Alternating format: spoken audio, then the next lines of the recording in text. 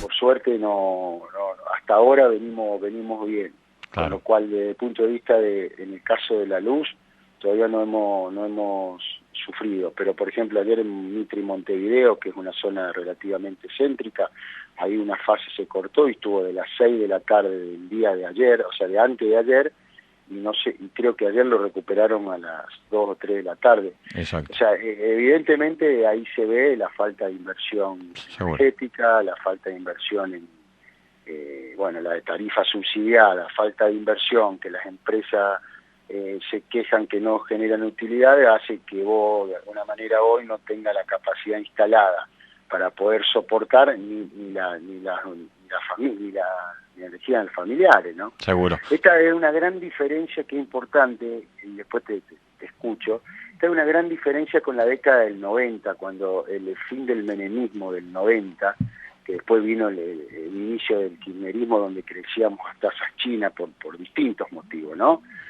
Porque en ese momento crecíamos a unas tasas extraordinarias, pero la capacidad instalada que había dejado el gobierno del menemismo, sin hacer un juicio de valor sobre eso, en cuanto a energía, en cuanto a la capacidad instalada para poder producir, era altísima. Por eso Argentina podía crecer a esos niveles, más allá de la bonanza mundial de China, que en ese momento compraba los commodities como fue impresionante. Pero esa es una gran diferencia importante que hoy se está viendo, donde vos hoy no tenés capacidad de inversión en lo que es energía, y eso te trae perjuicio no solamente a la producción, sino a la familia y a la sociedad en general, ¿no? Sin duda. Leo, el planteo que quiero es llevar al oyente claridad con respecto a esto, por eso uno recurre a los especialistas, ¿no?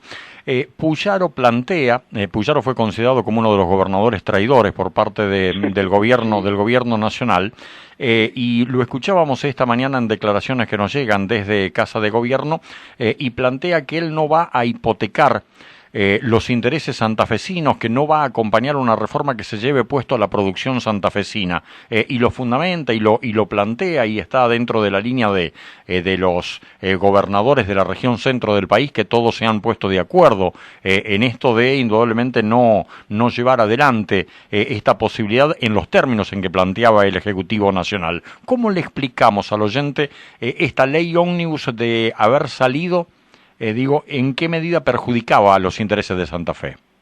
Bueno, explicar la ley ómnibus es complicado, porque vos te des una idea, fue presentada con 600 artículos, claro. Después bajaron a 300 y modificaba 150 leyes. Prácticamente era una reforma de la Constitución, desde el punto de vista jurídico, para entenderlo. Es muy complejo tratar de explicarla, después podemos decir si fue un error plantearlo o no, bueno, será otro, pero para contestar tu pregunta, yo creo que lo que la ley ómnibus entre un montón de cuestiones que planteaba y que perjudicaba un poco a las provincias, está el tema de la famosa coparticipación, de la masa coparticipable, que hace que los impuestos, que después que las provincias puedan tener sus ingresos, este sistema que para nosotros está mal, pero bueno, es el que hay, que hace que, por ejemplo, Santa Fe es una de las provincias que más aporta por el agro, por las exportaciones.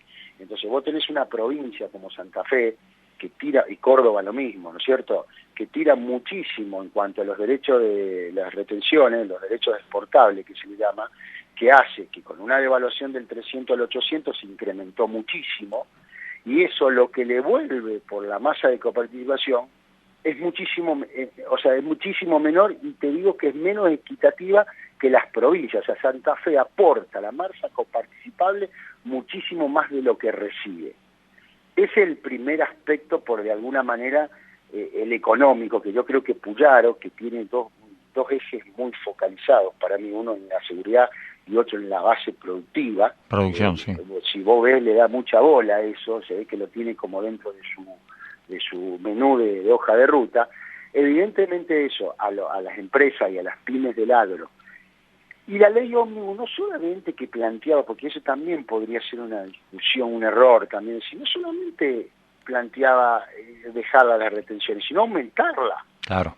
Con lo cual, vos imaginate una provincia como Santa Fe, que de alguna manera tiene el polo productivo más importante relacionado con el agro, tiene el puerto más importante donde sale toda la mercadería, todo eso, si el vos lo aumentas, lo ahogás al sector productivo. Claro. El sector productivo del agro, que después podríamos discutir, las rentabilidades ya no son más las mismas que se veían antes. Los insumos están a dólar oficial, etcétera, etcétera, etcétera, ¿no? O sea, ni hablar de la sequía que le pega derecho. Entonces lo que él plantea me parece que está bien, el hecho de decir, porque yo creo que hasta puede decir, bueno, yo no te las bajo, pero no te las aumento, te las dejo así hasta ir un esquema en el corto plazo de bajarlas gradualmente las retenciones. Porque yo creo que Milei en el fondo quiere bajarlas las retenciones. Vos fijate la dicotomía entre un discurso y otro, ¿no? Milei habla de bajarlas las retenciones, pero en esta ley ómnibus, en este plan de medidas macroeconómicas que están focalizadas fundamentalmente al déficit cuantificable y fiscal, habla de que el hecho de decir, no, por ahora yo te las tengo que aumentar. ¿Y qué dicen los gobernadores? Che, pará, vos me aumentás las retenciones, me ahogás a mí. Por el otro lado, estás tratando de cortar la obra pública, el otro tema que nadie habla. Sí, sí. Mucha obra pública de la nación que viene a las provincias paralizada. Repercute. Entonces, yo creo que ahí está lo que me parece que el oyente tiene que entender. El caso de Santa Fe, porque que es donde vivimos nosotros, que es la provincia que estamos nosotros, en cuanto a la masa coparticipable, realmente aporta, como Córdoba, ¿no?, muchísimo más de lo que recibe. Y esa es una matriz que el gobierno nacional debiera modificar, que es la ley de coparticipación. Exacto. Esto, entre uno de los puntos que me parece que la gente tiene que entender de este ida y vuelta de la ley ómnibus, ¿no? Claro. Leo, el impuesto país, que es el tributo que se abona sobre operaciones en moneda extranjera, también quedó en el centro de las negociaciones para esta media sanción de la ley ómnibus. Y claro, ¿por qué queda? Porque en realidad no tocar ganancias, ¿te acordás que ganancia de cuarta categoría, que Massa lo elimina, era un impuesto coparticipable, y eso le pegó a las provincias? Claro. Porque al hecho de vos recaudar menos, poder repartir menos. Entonces ahí apareció el impuesto país, que Milei lo aumentó, como un hecho que los gobernadores vieron decir, bueno, macanudo, si vos no me modificás el impuesto a las ganancias, si vos no me querés dar algo de impuesto a los débitos y créditos, que también apareció en la discusión de la ley ómnibus, bueno, vamos a ver qué podemos hacer con el impuesto país, donde son operaciones que se graban en las provincias, sí, porque son operaciones... Bueno, y ahí empezó el lío, donde el tira y afloje, donde el gobierno, evidentemente en la ley ómnibus, entre un montón de cosas, busca el equilibrio fiscal rápidamente, de un 5% de PBI, brutal, se diría, pero no solamente bajando el gasto de la política, sino aumentando impuestos, el 3 más el 2, digamos, el 3 te diría... con baja el 2 con baja de gasto y el 3 con suba de impuestos, y eso le pega a las provincias. Evidentemente todavía no terminó esto, Antonio. No, por supuesto. Todavía no terminó, porque esto, por lo que uno escucha y lo que ve de declaración inclusive de Milei, que dio un reportaje, yo lo pude escuchar ayer, ahora larga una nueva etapa, llamémosle, del gobierno, porque esta ley ómnibus parecería ser que va a quedar un poco archivada, y bueno, vamos a ver. De todo modo, el gobierno ahora va a tener dos buenas noticias que va a dar. Una buena noticia que va a dar es que la inflación, mirá vos, fíjate lo que estamos hablando, entonces, que la inflación va a bajar del 25 al 20. Después podemos discutir por qué baja del 25 al 20. Y la otra buena noticia es que en enero va a tener equilibrio fiscal primario. ¿Qué quiere decir eso? Que el gobierno durante todo enero ha producido una baja del gasto de las prestaciones sociales y jubilaciones licuado por la inflación, casi el 25,5, con lo cual ahí licuó gasto público, y por el otro lado va a tener un ingreso de retenciones de exportación producto de la devaluación de 300 a 800, más que los exportadores liquidaron bien, entonces ahí va a permitir tener el equilibrio fiscal primario. Claro.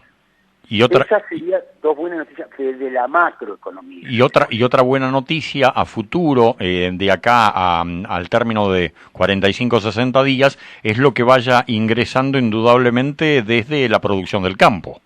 Bueno, eso yo creo que el plan macroeconómico, uno de los factores lo ha dicho vos. Esto se apoya muchísimo, que en abril tanto la balanza del campo, la exportación. Bueno, ahora estamos con una seca, que esperemos que llueva ahora, sí, para que de alguna forma se mantenga esa super cosecha que se habla, que realmente en algunos sectores da muy bien, no solamente, nosotros estábamos estimando 19.000 millones de dólares más que la cosecha anterior, que fue un fracaso, ¿no? claro, por eso se plantea lo inoportuna que es esta ola de calor, ¿no? Sí, bueno, sí, bien, por eso, la verdad que no. Esperemos que ahora se dé vuelta, para que por ahí en abril entren los dólares que por ahí del campo, más la balanza energética, que ellos están dando muy bien, que ya da superavitaria en más de un mes, ahí sí el gobierno se va a encontrar con un panorama de una buena noticia. Y en fe, si la inflación del 25 al 20 baja por un factor muy